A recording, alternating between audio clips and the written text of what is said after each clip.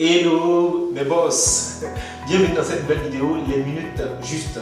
Je suis Juste Gondo, votre serviteur, votre ami, votre camarade, et dans mes capsules, j'interviens sur des sujets qui aideront un entrepreneur, un homme d'affaires ou pourquoi pas même un chercheur d'emploi à trouver une solution et à résoudre sa situation. J'ai remarqué qu'il y a plusieurs personnes qui vont à des rendez-vous de négociation, à des rendez-vous d'affaires sans se préparer.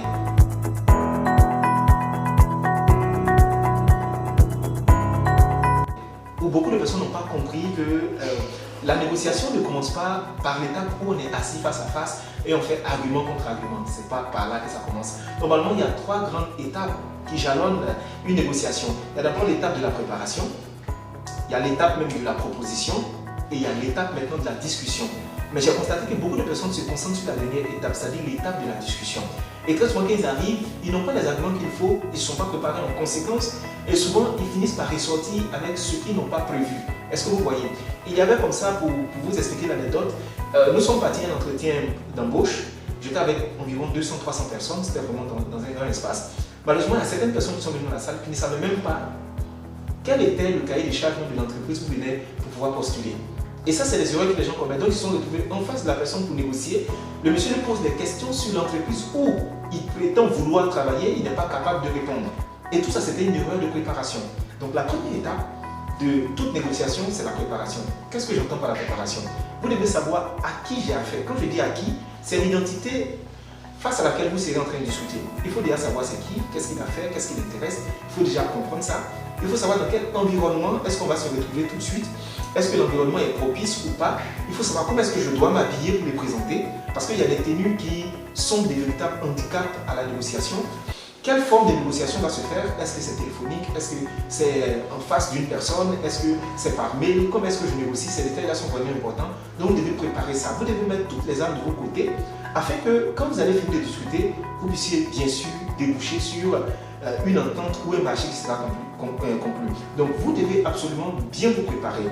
Faire des recherches absolument sur la personne à qui vous allez parler. Savoir à qui est-ce que vous avez affaire. Comment est-ce que je dois m'habiller. Quel parfum je dois mettre. Quelle tenue je dois mettre. Qu'est-ce que je dois savoir sur lui. Quel est l'environnement où va se tenir le débat. Qui d'autre sera présent dans la salle.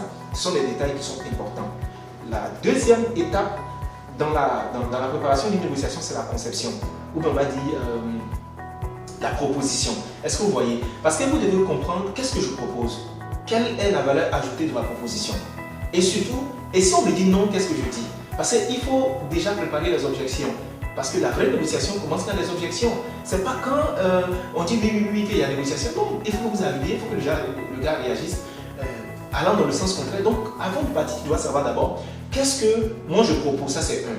S'il me dit non, quel est le plan B, le plan C, le plan D que j'ai en arrière? Parce que le but de la négociation, c'est qu'on puisse trouver un terrain d'entente où les deux parties ne seront pas lésées. Est-ce que vous me comprenez? Donc, vous devez absolument avoir une offre et connaître les limites de l'offre, connaître aussi vous aussi vos limites. Parce que même si le monsieur il a des contre-arguments qu'il envoie, vous devez savoir jusqu'à où est-ce que je vais. Si là ça ne m'arrange pas, je m'arrête. Dans quel cas de figure est-ce que je dois proposer tant, je dois proposer ceci, je dois proposer cela? Est-ce que vous me comprenez? Donc ça c'est la deuxième étape qui est la conception. Vous devez avoir une offre qui est difficile à être refusée, mais en même temps qui ne vous biaise pas trop, qui ne vous lèse pas trop, qui ne vous fait pas trop perdre, je veux dire, sur le terrain de vos objectifs. Parce que vous êtes en train de discuter avec quelqu'un. Donc ça c'est la deuxième étape. La dernière étape maintenant c'est la discussion. La discussion c'est face à face.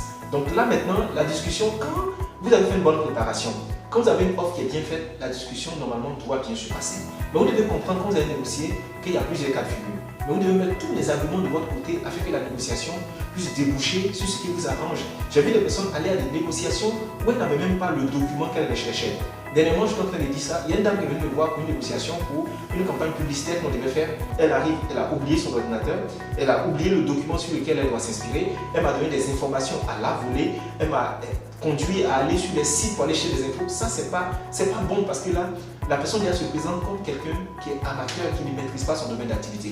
Donc, vous devez bien vous préparer tous les détails la veille. Vous devez vérifier dans votre sac si tout est présent, repasser votre tenue, être à l'aise dans votre argumentaire. S'il le faut, répéter devant le miroir, enregistrez-vous, écoutez bien votre argumentaire, préparez-vous bien, surtout au pire, parce que tout peut arriver dans les négociations. Est-ce que vous me comprenez? Donc, c'était vraiment des minutes justes aujourd'hui et nous avons eu à parler de comment préparer une négociation. Je résume rapidement, il y avait trois étapes. Il y a l'étape de la préparation, il y a l'étape de la conception et il y a l'étape de la discussion. Donc je vous dis à très bientôt mes boss. autour d'un nouveau sujet, nous allons discuter. Que Dieu vous garde. Bye bye.